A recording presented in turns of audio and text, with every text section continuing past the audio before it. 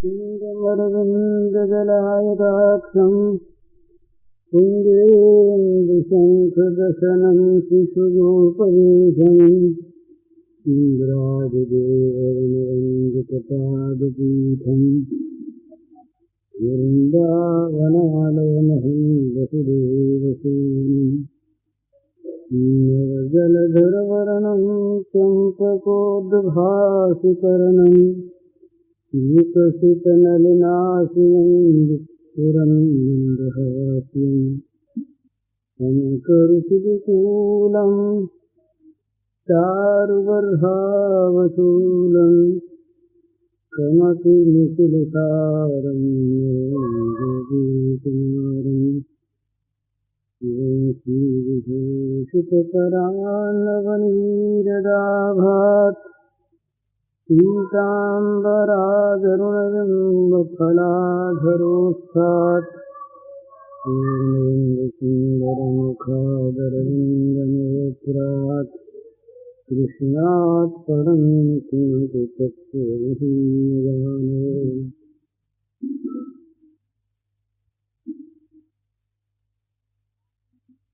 जो वस्तु जो स्थिति बदलने वाली होती है वो स्वाभाविक ही सदा सम नहीं रह सकती।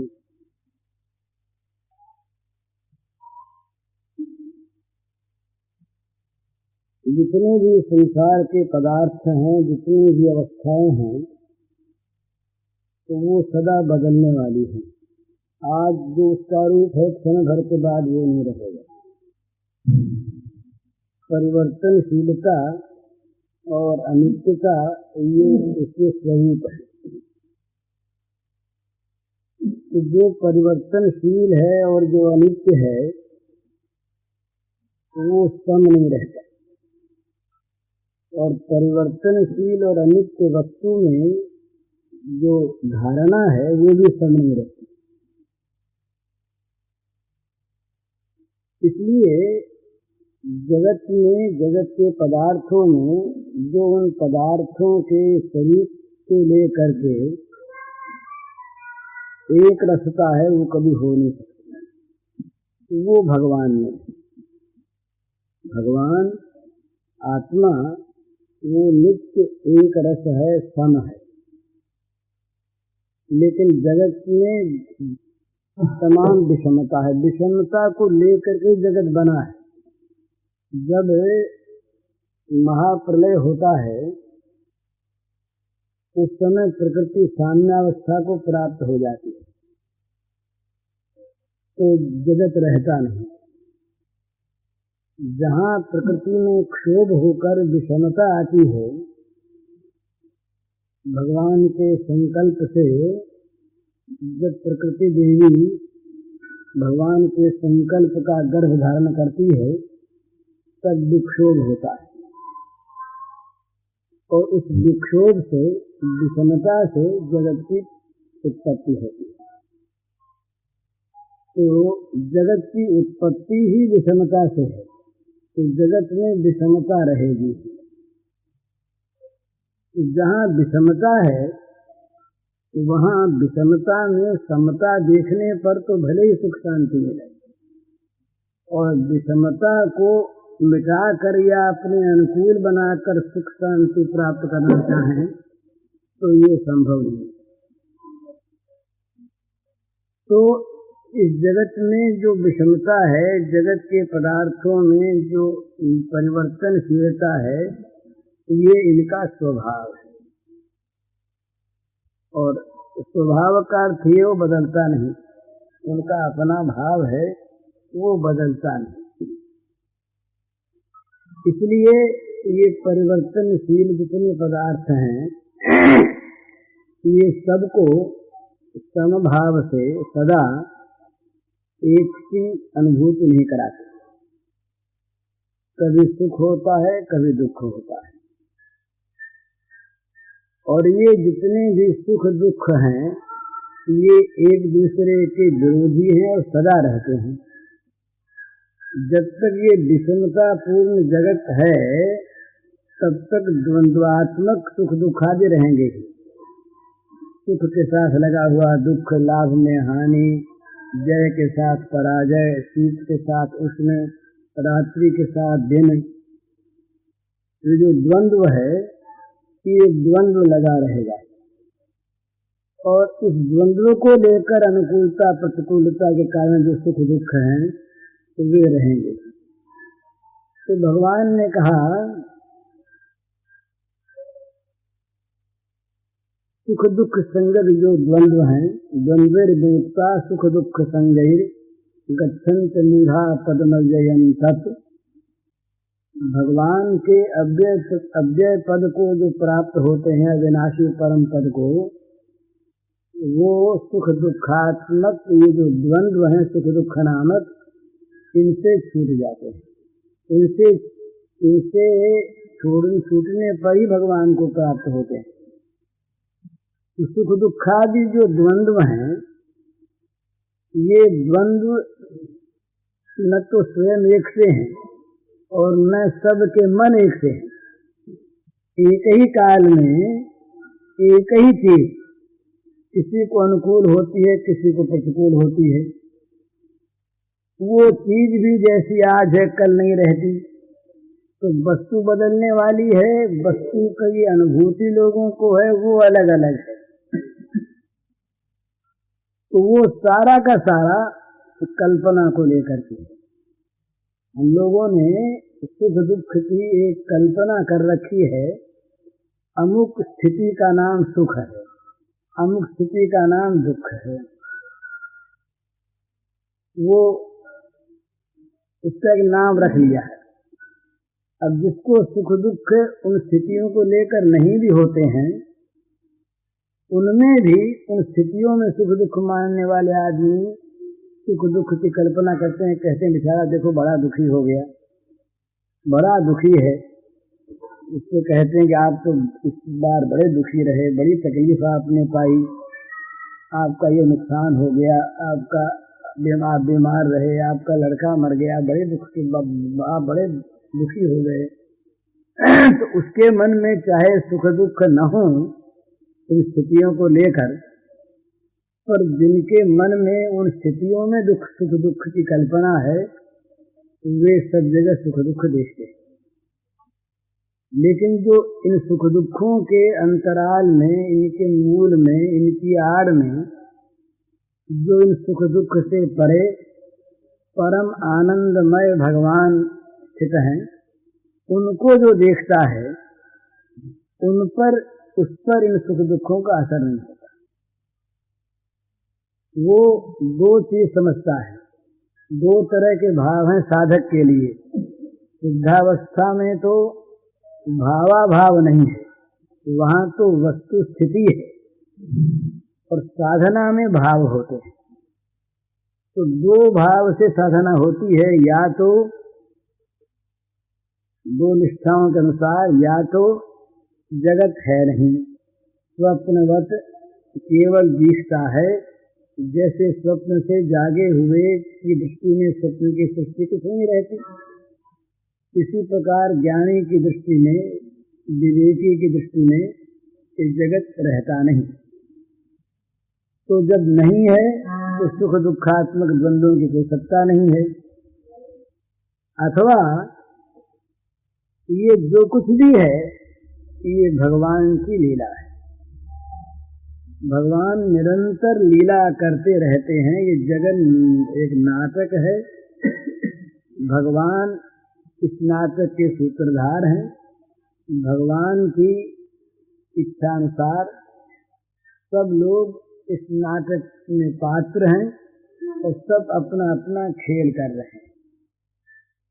जिनकी खेल बुद्धि है वो सुख दुख आदि से परे है। जिनकी खेल बुद्धि, लीला बुद्धि न होकर सद्बुद्धि है संसार में, तो वे सुखी दुखी होते हैं। तो जो भगवान की लीला समझ लेते हैं इसको, वे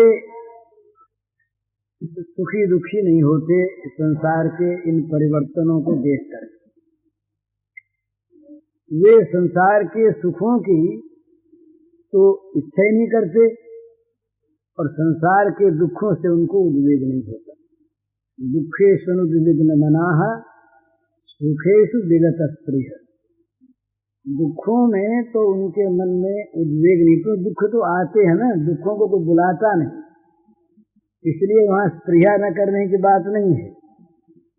और सुख की आदमी स्पृहा करता है, आवे। तो वो जो लोग हैं वे सुखों की तो स्पृहा ही नहीं करते और दुखों के आने पर उद्विग्न नहीं होते, क्योंकि वो सुख दुख दोनों में ही भगवान की लीला का अनुभव करते हैं। अब लीला में, वेश में, स्वांग में, चाहे कोई कैसा ही वेश धर करके आवे, जब आदमी किसी चीज को खेल के रूप में ठीक देखता है तो खेल खेलने वाले की वो अभिनय चातुरी को देखकर प्रसन्न बहुत होता है कि देखो ऐसा इसने अभिनय किया, जिस अभिनय में सबको रुला दिया, सबको हंसा दिया, सबको खिजा दिया। इस प्रकार का वो कला का उसने विकास किया कि जिसमें जहां जो बात ठीक वैसी ही दिखी। लेकिन देखो ना कितनी सुंदर इसकी कला है, कैसी अच्छी ये कला जानता है, कैसा अच्छा ये निपुण है खेलने वाला। तो चाहे वो बीभत्स क्रिया हो, खेल जो है वो कहीं बड़ा बीभत्स हो, बड़ा वो रौद्र हो, बड़ा भयानक हो, पर भयानक बीभत्स में भी वो देखेगा उस खेलने वाले की चातुरी को कि कितना बढ़िया खेल खेलता है, उसकी चातुरी देखकर प्रसन्न होगा, उस बीभत्स से भयानक से डरेगा नहीं, क्योंकि उसको वो लीला मानता है। और फिर उस लीलामय की ओर, उस कलाकार की ओर उसकी दृष्टि जाती है कि देखो कितनी सुंदर कला में ये निपुण है, कैसी अच्छी कला करता है। शिशिर बाबू ने तो ग्रंथ लिखा है काला चांद गीता बंगला में, उसके प्रारंभ में ही उन्होंने ये संसार के जीवों के सौंदर्य माधुर्य का, इनकी सब कलाओं का वर्णन करके कहा कि भाई जो इस प्रकार रच सकता है वो रचने वाला कैसा होगा। कोयल में जिसमें ऐसी सुंदर मीठी वाणी, मीठा शब्द भरा, फूलों में जिसमें कितने बढ़िया बढ़िया गंध भरे, सूर्य में जिसने कैसा प्रचंड प्रकाश दिया, चंद्रमा में कैसी शीतलता दी, बच्चों को देख के ही मन मोहित हो जाता है, उनमें एक स्वभाव सुलभ सौंदर्य दिया। माता पिता के हृदय में, पति पत्नी के हृदय में, मित्र मित्र के हृदय में विचित्र विचित्र विभिन्न भावों के जिसने प्रेम का प्रादुर्भाव किया, वो इन सब कलाओं का जो निर्माता है वो कितना कलापूर्ण होगा, कितना सुंदर होगा, उसी को लेकर फिर वो आगे चलते हैं और श्री कृष्ण में इन सारी कलाओं की परिणति वो दिखाते हैं। तो जब इसमें हमारी बुद्धि ये हो जाएगी कि ये लीला है, तो उसके बाद सुख में भी, दुख में भी, जीवन में भी, मृत्यु में भी, हानि में भी, लाभ में भी, हम हानि में हानि के स्वांग को देखेंगे और लाभ में लाभ के स्वांग को देखेंगे। जीवन में और मृत्यु में भी स्वांग को देखेंगे। भाई मौत का स्वांग सज के आ गया और भी जीवन का स्वांग सज के आ गया, तो सजने वाले को देखेंगे कैसा ठीक मृत्यु बन गया है। मृत्यु है नहीं, क्योंकि उसमें तो मृत्यु है नहीं, मृत्यु भी उसकी एक कला है, जीवन भी उसकी एक कला है। तो उसकी ओर जब दृष्टि हमारी रहेगी तो ये द्वंद्वादि जितने भी द्वंद्व हैं, ये सुख दुख आदि, इनका फिर हम पर असर नहीं होगा। इनका असर नहीं होगा तो विशेष बात और क्या होगी, इन सुख दुखों को लेकर जो पाप संताप होते हैं वो नहीं रहेंगे। जब इन सुख दुखों को हम सुख दुख मानकर इन दुखों को हटाना चाहते हैं और इन सुखों को प्राप्त करना चाहते हैं, और चूंकि ये सुख दुख हम पर बहुत ज्यादा असर डाले हुए हैं, तो इन सुख दुखों को प्राप्त करने और हटाने में जो भी उपाय हमारे सामने आता है, जो भी कोई बताता है, हम व्यग्र हुए उसी उपाय में लग जाते हैं, चाहे उपाय अच्छा न हो उसी का नाम पाप है। तो इन सुख दुखादि में जब हमारा मन आसक्त रहेगा, इन दुखों का और इन सुखों का जब हमारे मन पर असर रहेगा, तो इन सुख दुखादि के प्राप्त करने और हटाने के लिए ही हम रात दिन यत्नवान रहें। इन्हीं में ये दुख ना आवे, ये सुख आ जाए, जो आ गए हैं उनकी रक्षा हो और बढ़ते रहें। ये स्वाभाविक ये होगा, जगत में जो कुछ भी हमारे प्रतिकूल है वो ना आए, और अनुकूल जो हमें प्राप्त है वो बना रहे और भी बढ़ता रहे। बस यही सब की कामना रहती है। जो भोग परायण मनुष्य हम लोग हैं, कामोपभोग परमायतावत निश्चिता, वो अनिश्चित विभ्रांता मोह जाल समावर्ता प्रसक्ता काम भोगेशु स्वतंत्र नरकेशु चौ चिंतन प्रमेयांच पर्यंतोपाशता। इस प्रकार रात दिन उसी चिंता में हम लोग लगे रहेंगे। उस चिंता में रहने पर क्या होगा? कामना दुश्चिंता ये विवेक को हर लेती है। उस समय जो भी उपाय सामने दिखता है भाई यही करो, उस समय दृष्टि रहती है केवल उस वस्तु पर, कैसे भी वो मिले, वो जो प्राप्त करना हम चाहते हैं उस वस्तु को, उसके प्राप्त करने का चाहे साधन वैध हो या अवैध हो, निषिद्ध हो या वैध हो, हम उसको नहीं देखते, हम प्राप्त करना चाहते हैं और रात दिन चिंतित रहते हैं। और वो नया नया जो निषिद्धाचरण बन जाता है, उससे जो फल उत्पन्न होता है नए संताप का, उससे घिर जाते हैं, फिर उसको मिटाना चाहते हैं। उसको मिटाने में फिर नया उपाय करते हैं, वो नया उपाय फिर कोई वैसा ही होता है, उससे फिर बुरा फल पैदा होता है। इस प्रकार चिंता में प्रलयांत प्रलयांतामुपाश्रिता, मृत्यु के अंतिम क्षण तक हम अपार चिंताओं से घिरे रहते हैं और मरने के बाद भी पतंति नरकेषु चौ, अशुचि नरकों में हम पड़ते हैं।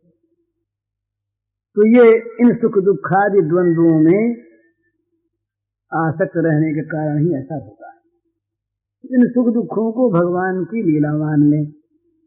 ये जो कुछ भी हो रहा है यहाँ, और असल में यही बात है, आत्मा पर वस्तुतः इनका कोई असर नहीं है। जब तक आत्मा ये प्रकृति के साथ संयुक्त है, तभी तक आत्मा में सुख दुखादि जन्म मृत्यु आदि की धारणा होती है, छूटता नहीं। पुरुष प्रकृतिस्थो ही भुक्ते प्रकृतिजान गुणान कारणम गुण संगोष्य सद सद योनि जन्मसु। बुरी भली योनियों में जन्म इसीलिए होता हुआ दिखता है कि जब तक ये पुरुष प्रकृतिस्थ है, जब तक इन द्वंद्वों से घिरा है, जब तक सांसारिक हानिलाभ ही उसके सामने है, जब तक उसकी भोग दृष्टि है, जब तक वो विषयासक्त है, तब तक ये स्थिति उसकी रहेगी ही। सुख दुखादि उसको व्यापेंगे ही, अनुकूल प्रतिकूल भोग आवेंगे ही, अच्छी बुरी योनि में उसका जन्म होगा ही। परंतु वास्तव में आत्मा पर कोई असर नहीं होता, आत्मा निर्लेप है। तो आत्मा यदि अपने आत्म तत्व को देख ले और आत्मा यदि उस प्रकार से भगवान के अंतरत्व में आ जाए, तो फिर भगवान की लीला जब देखने लगेगा तब उसको नया नया आनंद आवेगा, नई नई लीला दिखेगी ना। संसार में नित्य नई लीला होती है और उस लीला में विभिन्न रसों का प्रादुर्भाव होता है, कभी बड़ा भयानक है, कभी बड़ा सुंदर है। उन लीलाओं में वो देखेगा कि देखें ये कैसा बन के आया। भगवान ने कहा कि जितने भी हरण करने वाले, छीनने वाले सब कुछ, तुम छीनने वालों में सबसे बड़ी मृत्यु है जो सब कुछ छीन लेती है। तो भगवान ने कहा मृत्यु में मृत्यु सर्वहरश्चाहम, मैं वो मृत्यु हूं। तो मृत्यु में भी जब वो भगवान को देखेगा तो मृत्यु से अधिक भीषण तो कोई वस्तु है नहीं। उसकी दृष्टि में फिर भगवान की प्रधानता रहेगी, संसार की नहीं। और संसार फिर प्रधान न रह करके भी सुखमय हो जाएगा। संसार के दो ही रूप हैं, जहाँ संसार भगवान से रहित है वहाँ वो दुखालय है, दुखालय में शाश्वत। और जहाँ संसार भगवान से भरा है वहाँ दुख लेश शून्य है, स्थिति कुछ भी। तो हम लोग जो निरंतर दुखी रहते हैं उसका कारण यही है कि हम लोग संसार को भगवान से रहित भोगमय देखते हैं। भोगमय संसार दुखी है और भगवानमय संसार सुखी है। वहाँ दुख लेश नहीं, क्योंकि दुख में आ नहीं सकता। जैसे प्रकाश में अंधकार नहीं आ सकता, इसी प्रकार भगवान जो आत्यंतिक सुखमय है, आनंदमय है, उनमें दुख नहीं आ सकता। उनमें दुख की तो बात क्या है, द्वंद वाला सुख भी नहीं आता। उनमें जो सुख है वो सुख तो नित्य है, अनंत है, सत्य है, सनातन है, शाश्वत है। ऐसा जो सुख है आत्यंतिक वो रहता है। तो भगवान जहाँ जगत में भरे हैं वहाँ जगत में कहीं पर भी किसी अवस्था में भी दुख है ही नहीं, केवल आनंद है, केवल सुख है। वो सुख है वो सत है, वो सुख चेतन है, वो सुख भगवत स्वरूप है। और जहाँ संसार में हम केवल भोग देखते हैं और भोगों में ही सुख दुख की कल्पना करते हैं, भोगों में ही हम हानि लाभ देखते हैं, वहाँ दुख ही दुख है, वहाँ सुख आ नहीं सकता। तो मनुष्य जो दुखी रहता है ना, ये दुख कोई बाहर से नहीं आता है। उसी दुख को आदमी लीला समझ के सुख के रूप में पलट दे सकता है।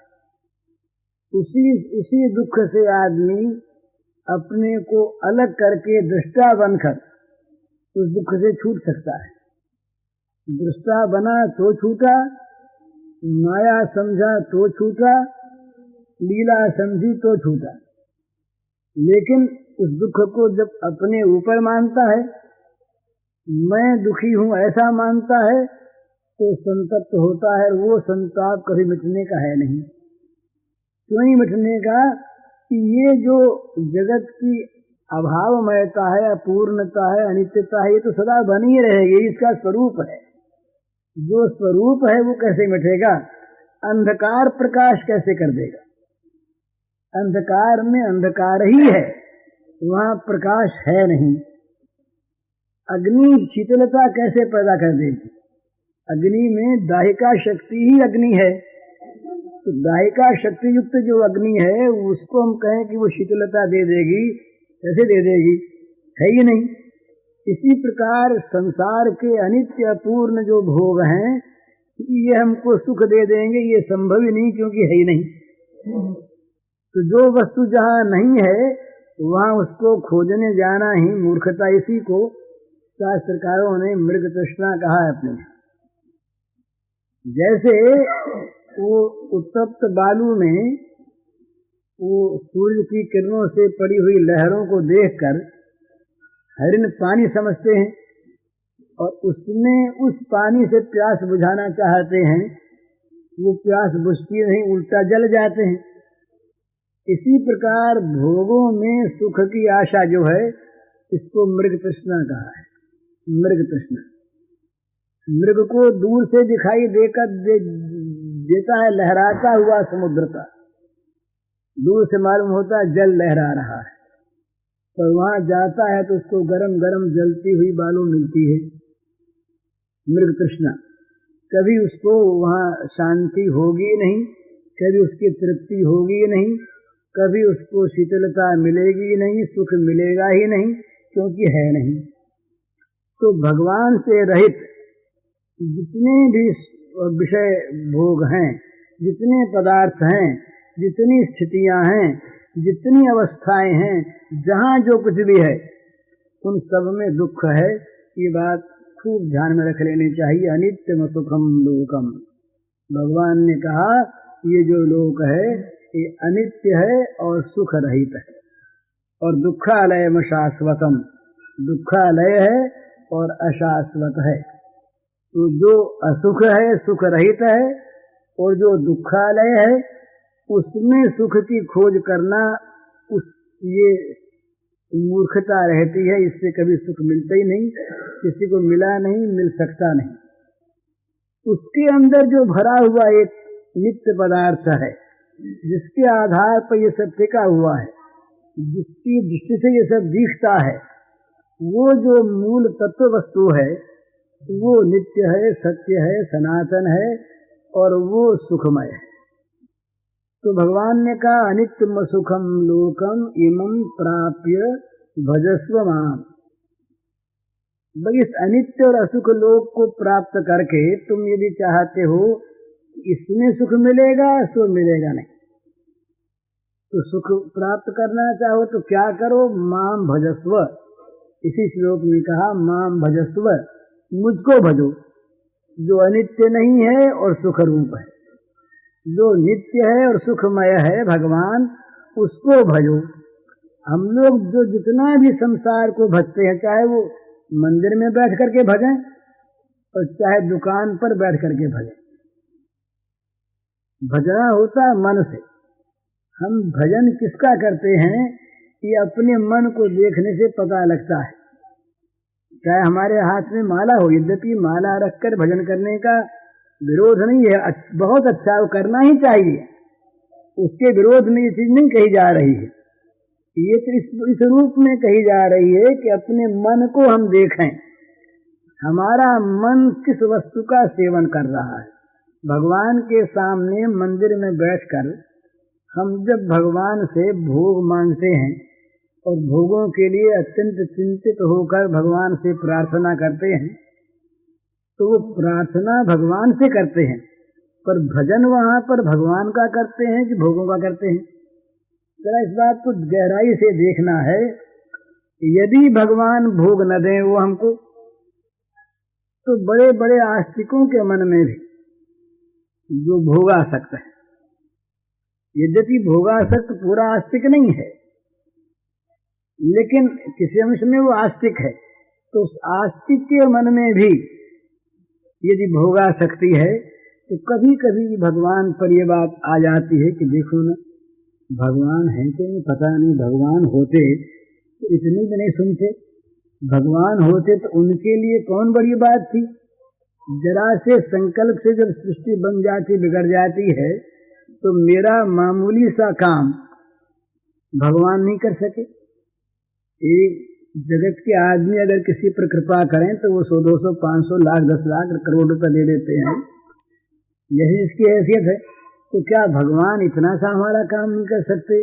इतना सा नहीं किया तो पता नहीं, हम भगवान को भजते तो हैं, लेकिन हैं कि नहीं पता नहीं, और हैं तो कम से कम दयामय तो नहीं। दयामय होते तो उनको हमारी दशा पर, दुर्दशा पर दया नहीं आती क्या? और नहीं आती तो या दयामय नहीं है या शायद नहीं हो, कल्पना ही हो। इस प्रकार की भावना अच्छे अच्छे लोगों में हमने आके देखा है, जो आस्तिक हैं, जो पीछे पछताते भी हैं कि हमारे मन में ये भावना क्यों आई। पर वो भोगा शक्ति जो है ना, वो भोगों का जो भजन कराती है निरंतर, वो भगवान का भजन नहीं कराती ना, इसलिए ये बात आ जाती है। और जो भजन परायण होते हैं उनकी दृष्टि दूसरी है। भजन परायण लोगों की दृष्टि में संसार के हानि लाभ का कोई महत्व है ही नहीं। वो तो असतरण विश्वंग प्रचोदार गृहादिषु, तो सब पदार्थों में उनकी अनासक्ति रहती है, और वो अव्यभिचारी भाव से केवल भगवान का भजन करते हैं। तो उन भजन परायण व्यक्तियों में संसार के इन सुख दुखों की कल्पना आती नहीं। वे मान के लिए भजन नहीं करते, वे धन के लिए भजन नहीं करते। तुलसीदास जी ने इतना बड़ा ग्रंथ रचा, इतना बड़ा कि जो सारे मानव जगत का उद्धार करने में समर्थ, इस प्रकार की महान वस्तु, परंतु स्वांत सुखा है भजन के लिए। तुलसीदास जी का साहित्य दृष्टि से भी बड़ा ऊंचा स्थान है, पर उनका जो हृदय है वो तो राममय हृदय है। उनका तो प्रत्येक काम राम को रिझाने के लिए है और राम को रिझाकर अपने सुख पाने के लिए है। उससे जगत का उपकार तो स्वाभाविक होगा ही, अमृत से जगत को अमरता मिलेगी ही, वो तो अमृत है, उससे जगत का उपकार तो स्वाभाविक होगा ही। परंतु दिखाने के लिए, मान प्राप्त करने के लिए, धन प्राप्त करने के लिए, इज्जत प्राप्त करने के लिए इन महात्माओं का प्रयास नहीं होता। वो भजन हो, इसलिए उसका नाम असली भजन है। भगवान का भजन वो करते हैं, भोग का भजन नहीं करते।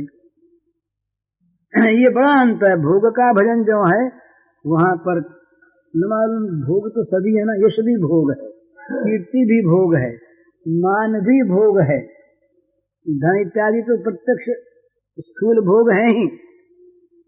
तो इनके मन में अगर ये चीज भी कहीं आ जाती है तो बड़े डरते हैं महाराज, ये डरते हैं, प्रार्थना करते हैं।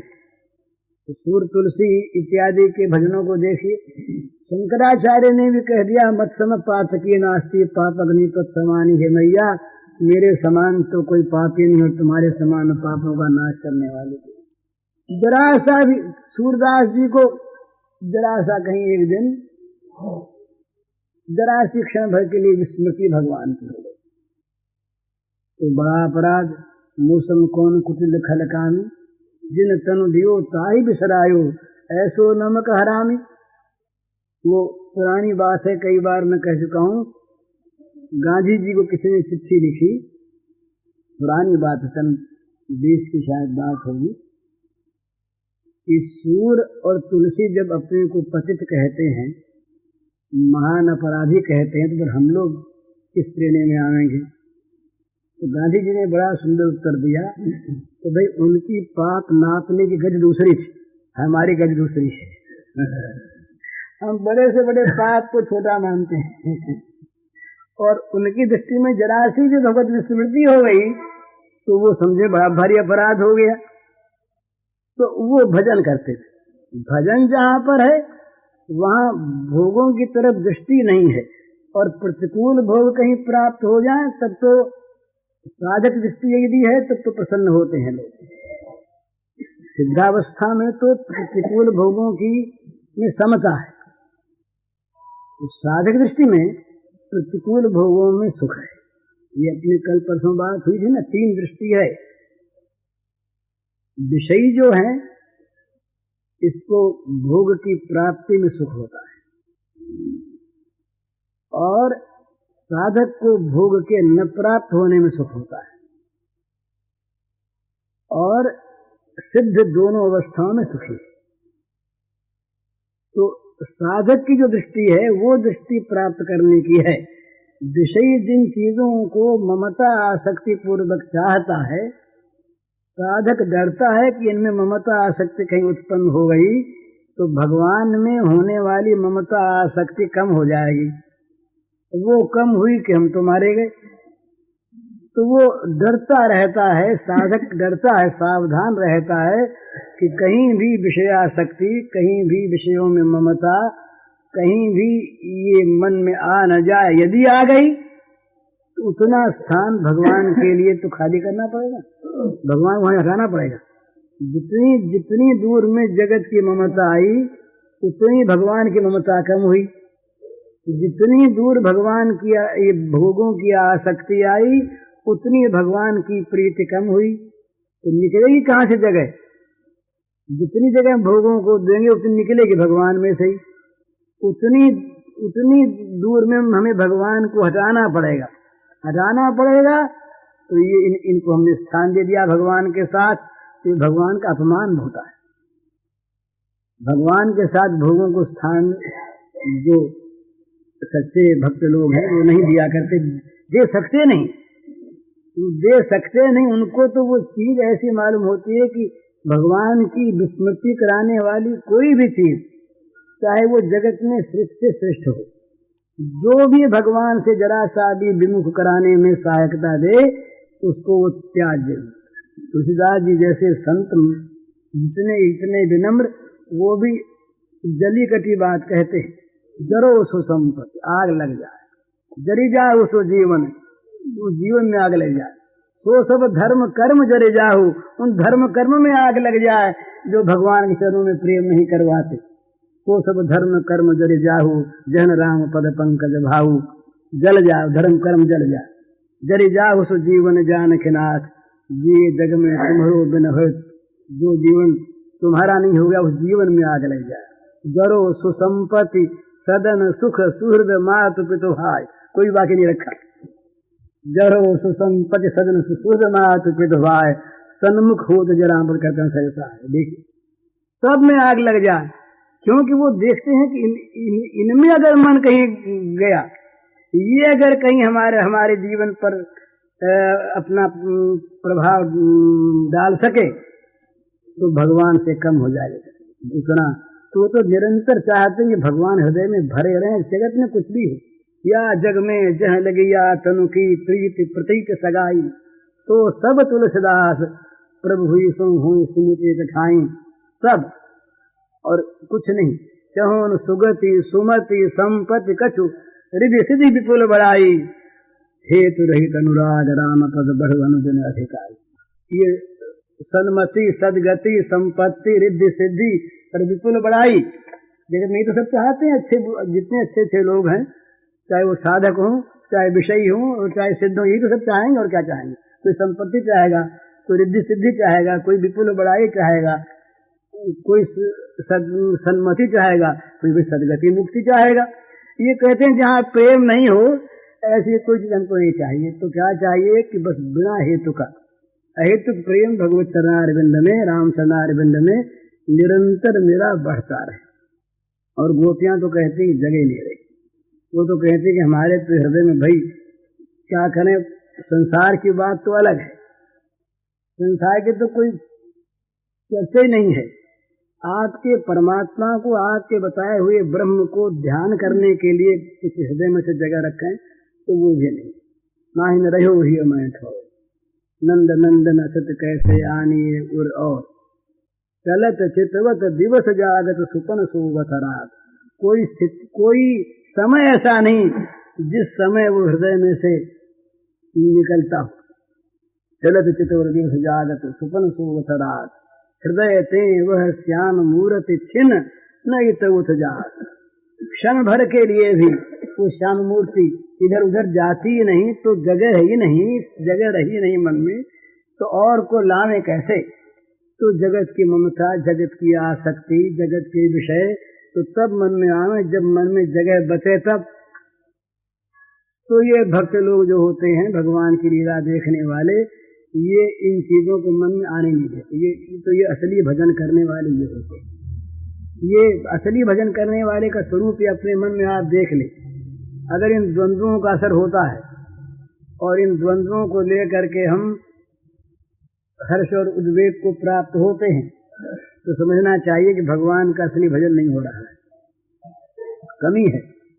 और इन द्वंद्वों को लेकर के हम पर कोई असर अगर नहीं होता, ये तो जैसे रात के बाद दिन, दिन के बाद रात, ये जैसे लगे रहते, इसी प्रकार ये जगत जो है ये बनने बिगड़ने वाला है। जगत की प्रत्येक स्थिति, प्रत्येक पदार्थ, प्रत्येक अवस्था ये निरंतर जन्मती और मरती रहती है। ये इसका स्वभाव है, ये अपरिहार्य है।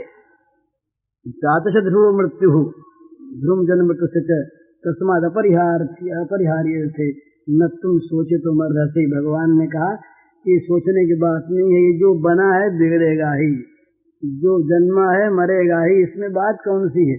तो जन्म मृत्यु दोनों बस ये भगवान की लीला, भगवान के खेल के रूप में आ जाए, फिर इसका कोई प्रभाव नहीं होगा। तो असली भजन करने वाले लोग जो हैं, ये इन सब में भगवान की लीला देखते। भगवान लीलामय कभी महाप्रलय के रूप में आते हैं, कभी सुंदर सृजन के रूप में आते हैं, तो कभी बड़ा सुंदर फूल खिलता है ना, देख करके कली को देख करके चित्त खींचता है, तो मुरझा के गिर जाता है, नीचे सूख जाता है, वही फूल की जैसे दोनों गति होती है, इसी प्रकार जगत में प्रत्येक पदार्थ की जो सृष्ट है, जो बना है, वो बिगड़ेगा ही, वो नष्ट होगा ही। संसार के सुख भी, संसार के भोग भी, संसार के संबंध भी, संसार की प्रत्येक स्थिति भी ये नित्य परिवर्तनीय है, नित्य अनित्य है। तो इसलिए ये नित्य अनित्य जो स्थिति है, इसको स्वांग ऐसा नहीं रहता हमेशा, स्वांग बदलने वाले होते, स्वरूप एक सा रहता है। जो स्वरूप है वो तो एक सा है, वो जिस समय अभिनेता राजा बनता है उस समय भी वो स्वरूप तो वही है जो था, और जिस समय वो नौकर बनता है उस समय स्वरूप तो वही है जो था। तो स्वरूप उसका नहीं बदलता, स्वांग बदलता है। स्वरूप में जो स्थित है, स्वांग में नहीं, वो ठीक है। और कहीं स्वांग को रूप मान लिया, वो फंस गया। पुरुष प्रकृतिस्थो ही, पुरुष का प्रकृतिस्थ होना क्या है? स्वांग को अपना रूप मान लेना। तो स्वांग बदलता रहेगा, जब बदलेगा तो समझेगा मैं बदला, दुख आया समझेगा मेरे पर आया, सुख आया समझेगा मेरे पर आया। तो खेलता खेलता आदमी पागल हो जाए नाटक में, तो उसकी क्या गति होगी? तो चीज तो उसकी होगी नहीं, वो वस्तु उसकी बनेगी नहीं, वो मेरी है और ये तेरी है कह करके लड़ता रहेगा। वो पागल लोग कहेंगे देखो आया था खेलने के लिए और खेलता खेलते तो असली मान बैठा और अपनी चीज तो इस चीज को घर ले जाने लगा। चोर है, बदमाश है, पागल है, कौन मानने देगा? पर वो मानेगा, उसको सुखी दुखी होगा। यही हालत पुरुष प्रकृति जान गुणान, ये तो यही अंतर है हमारे में और जो भगवान के पार्षद या भगवान आते हैं उनमें ही अंतर है। वो खेल में आकर खेल को खेल ही मानते रहते और हम खेल में आकर के असली मान लेते हैं। इसलिए असली तो है नहीं, तो सुख दुख आदि होता है, लाभ हानि होती है, जीवन मरण होता है, शुभाशुभ गति की प्राप्ति होती है।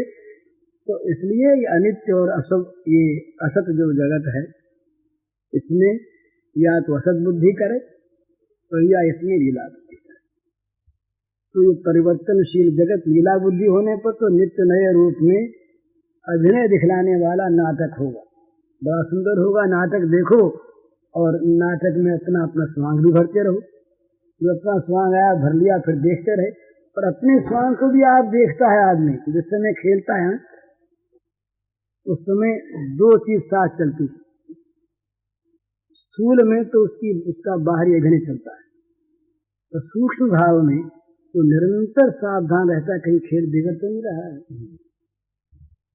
कहीं एक्टिंग में कोई ऐसी गलती न हो जाए कि जहां रोना है वहां जरा सी हंसी आ जाए, बिगड़ गया ना खेल। जहां रोना है, जहां क्रोध का एक्टिंग है, वहां कहीं दूसरी चीज मन आ जाए तो देखने वाले क्या देखेंगे? ठीक खेल खेला है। खेल को देखने वाले खेल न समझ पावे तब असली खेल है, और खेल को देखने वाले खेल समझ लें तो लोग कहेंगे कि ये ठीक नहीं, ये अच्छा खेलने वाला नहीं। अच्छा खेलने वाला ऐसा खेलता है कि उसको देखने वाले उसको असली समझ लेते। इसी को भगवान ने कहा समाचर तदर्थम कर्म कौन्तेय मुक्त संग समाचर। कर्म करो भली भांति करो, पर आसक्ति को छोड़कर भगवान के लिए करो, ये लीला। और आसक्ति युक्त अपने लिए करें, ये लीला नहीं, ये बंधन। तो कैसे बंधन होगा? ये छूटेगा नहीं। यज्ञ अर्थात कर्मणो नेत्र लोकोयम कर्म बंधन। जो कर्म यज्ञार्थ नहीं होते, भगवदर्थ नहीं होते, वे सारे कर्म बांधने वाले। इसलिए कर्म तो करो और भली भांति करो, पर आसक्ति को छोड़कर तदर्थम उस भगवान के लिए करो, तो कर्म बंधन कारक नहीं है। बंधन कारक जो कर्म नहीं होंगे, बस वही कर्म भगवान की पूजा बन जाएंगे, वही कर्म भगवान के का लीलाभिनय बन जाएंगे। वो कर्म फिर अपने को भी सुखी करने वाले होंगे। वो कर्मों का फिर दृष्टा रहेगा ना। एक तो होता है कर्म में आसक्त होकर कर्ता बनकर, और एक कर्म होता है दृष्टा बनकर। तो दृष्टा केवल अद्वैत वेदांत में नहीं होता है, यहाँ भी होता है। यहाँ कैसे होता है कि मैं भगवान की पूजा कर रहा हूँ। जब अपने स्वकर्मणा तमध्यर्थे होता है ना, प्रत्येक कर्म के द्वारा भगवान की जब पूजा होती है तो प्रत्येक कर्म करने वाला सावधान रहता है कि भगवान की पूजा की जगह कहीं भूख से तो नहीं आ गई। स्वयं खाता है और भगवान की पूजा करता है। समर्पित कर्म यही होते हैं। स्वाद के लिए नहीं खाता, पूजा के लिए खाता है। सजावट के लिए कपड़ा नहीं पहनता, पूजा के लिए पहनता है। धन कमाने के लिए व्यापार नहीं करता, भगवान की पूजा के लिए करता है। तो जो प्रत्येक समय सावधान रहता है कि मेरी जो पूजा की भावना है ये कहीं भोग की भावना में न परिणत हो जाए। यहाँ भी वो दृष्टा है, यहाँ भी वो दो स्थूल दृष्टि से वो खा रहा है, सूक्ष्म दृष्टि से वो भगवान की पूजा कर रहा है। खाता क्यों है? भगवान की पूजा कर। ये रचनासी तत्पुरुष मदर्पणम, जो खाओ वो भी हमारे अर्पण करो। तो इस प्रकार से भगवान की लीला जगत को मान लेने पर सुख दुख आदि द्वंद्वों से चित्त हमारा हट जाएगा। और उसका परिणाम तो यहाँ सुख तो है ही, कि द्वंद्वी तो दुखमय, सुख आया तो फिर दुख आवेगा ही, रात आई तो फिर दिन आवेगा ही, दिन आई तो फिर रात आवेगा ही, और नहीं तो फिर इन सारे द्वंद्वों में भगवान की लीला। और हम देखने वाले मजे में देखते रहें और आनंदित होते रहें। न पाप आवेगा न ताप आवेगा, मौज की मौज रही। विविधम नरकस्येदं द्वारं नाशमात्मनः कामः क्रोधः तथा लोभः तस्मात् एतत्त्रयं त्यजेत्। तीन बड़ा दोष है, कामना, क्रोध और लोभ। यह आत्मा का पतन करने वाला है, नरकन गिराने वाला है।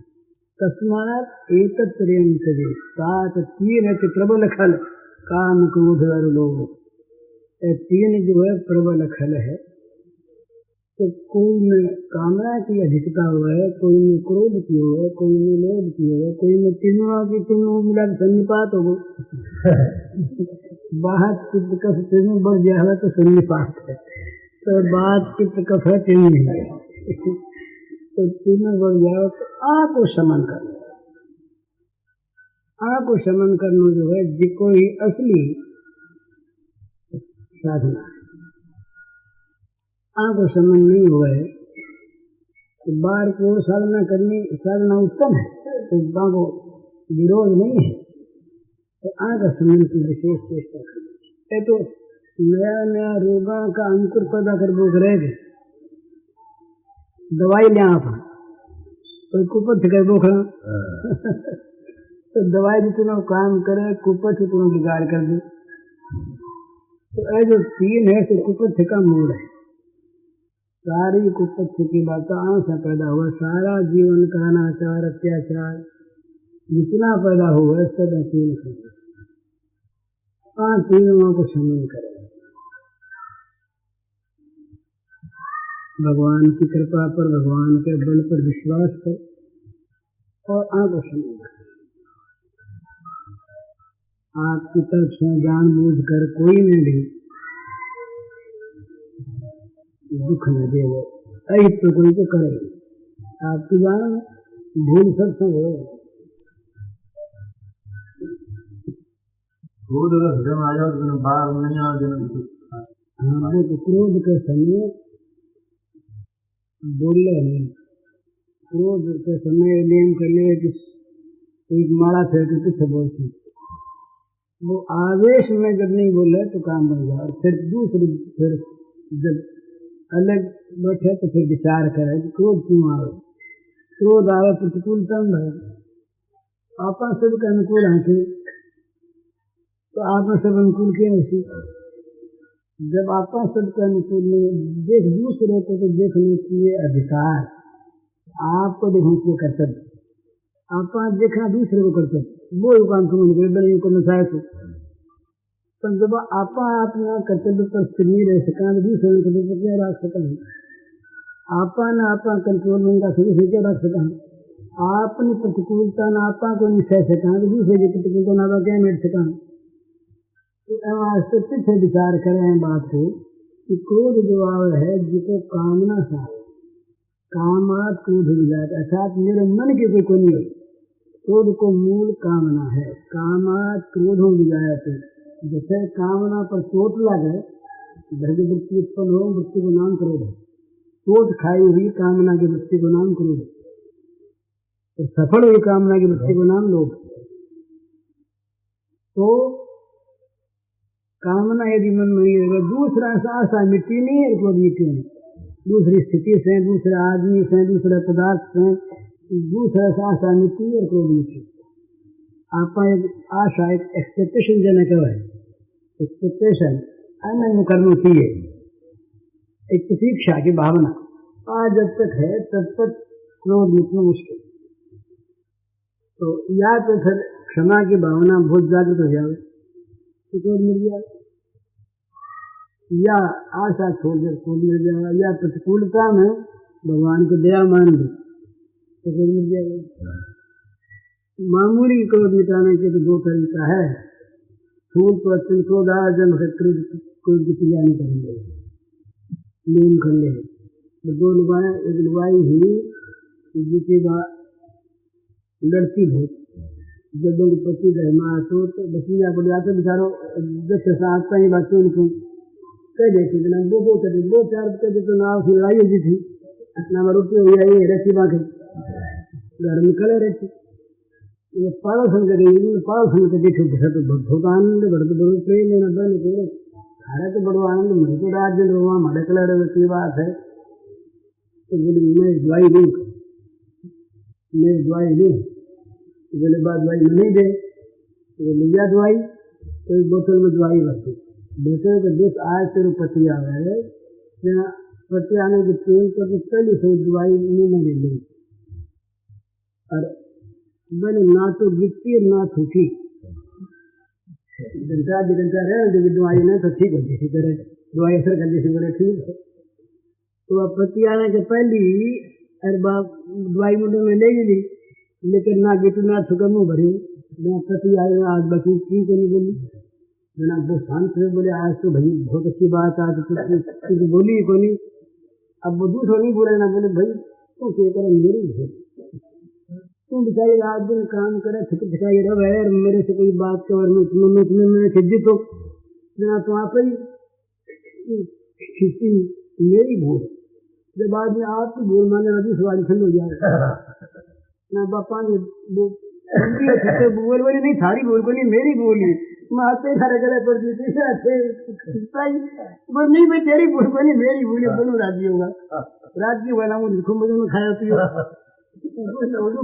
पापा उसने कहने क्या बात है दवाई तो भाई बहुत काम करो प्रेम दे मना नहीं 5-7 दिन तक दवाई बड़ो प्रेम आप उसमें बोलना हुआ क्रोध की क्रिया तो बोलना हुआ उनको नहीं प्रेम हो जहाँ बात बोली एक दिन जाकर कहीं दवाई लेना नहीं बताई देनी दवाई थेरेपिस्ट का सुखनी सब प्रेम बोला प्रेम तो दवाई वाई गई थी मैं तो पानी भर दूंगा बाद पीछे को बोल रहे नहीं तो ना थूका ना दिखे ना फिर बोलो वही बनी बोले क्या कौन तो न बोल में दवाई बोलनी को नहीं और समझावे भी नहीं कोई ना आपकी बात क्रोध का समय समझा के नहीं जब सोमन भावर है वह भगत समझावे कोई बात तो वह भगत वह को कर वह के गुना की तारीफ कर सकते हैं। वो देखे के लिए वो खाली विदेश नहीं दे है, वो खाली मेरा देश नहीं बता मेरा गुण भी जाना, तो ये बात तो अभी सत्य है जैसे आव थी तो वो मान ले तो बात ठीक नहीं बिल्कुल नहीं ठीक है। पूज्य श्री भाई जी के इस प्रवचन का शीर्षक है सुख दुख आदि द्वंद्वों में माया या लीला देखें। इसका कैसेट संख्या है 92। पूज्य श्री भाई जी ने यह प्रवचन गीता वाटिका गोरखपुर में 12 अक्टूबर 1958 रविवार को दिया था। मदयो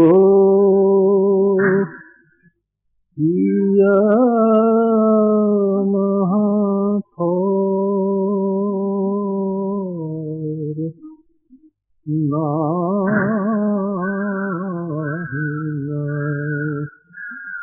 मदयो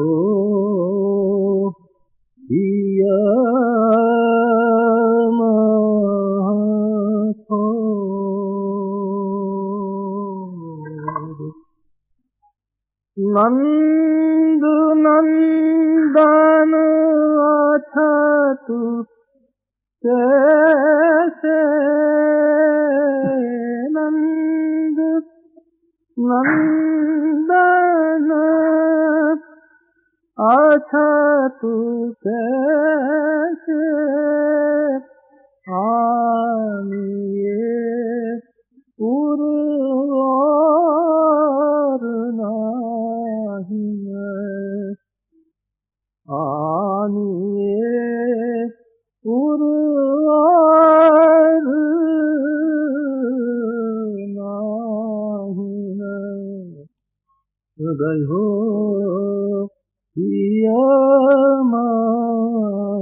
माथोर नाही हृदय हो माथोर चला तू चितला तू दिवस जागत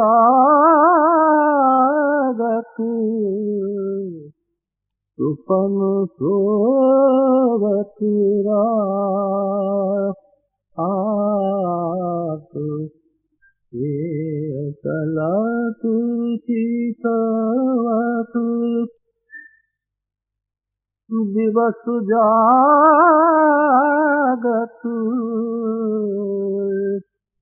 सुपन सोवत आप हृदय ते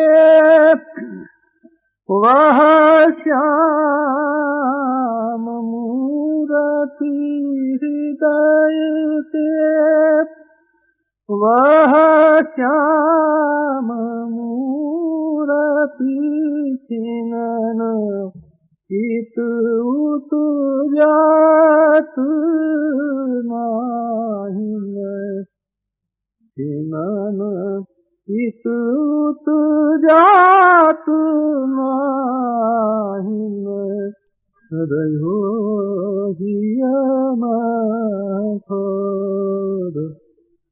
नाही हृदय हो हिया माथोर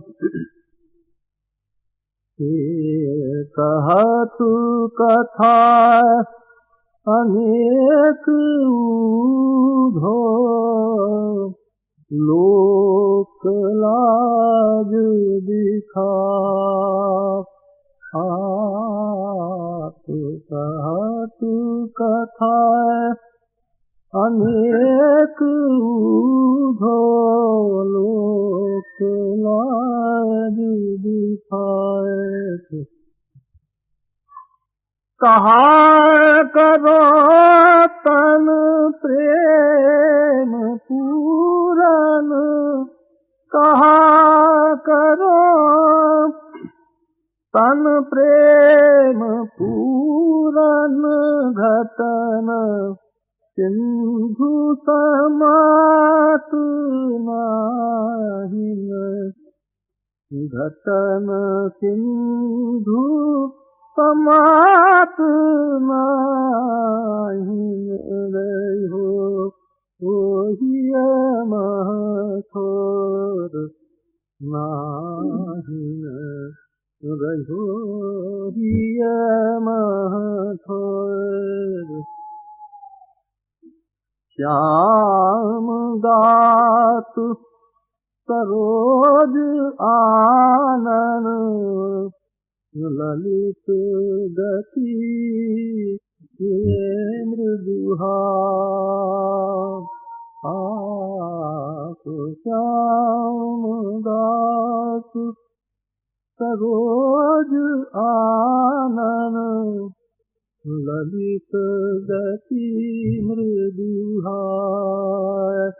आप सूर ऐसे रूप कारण सूर ऐसे रूप कारण मरत लोचन प्यास नाहिय मरत लोचन प्यास नाहिय रहो हिय महथोर नाहिय रहो हिय महथोर नंद नंदन अछत कैसे नंद नंदन अछत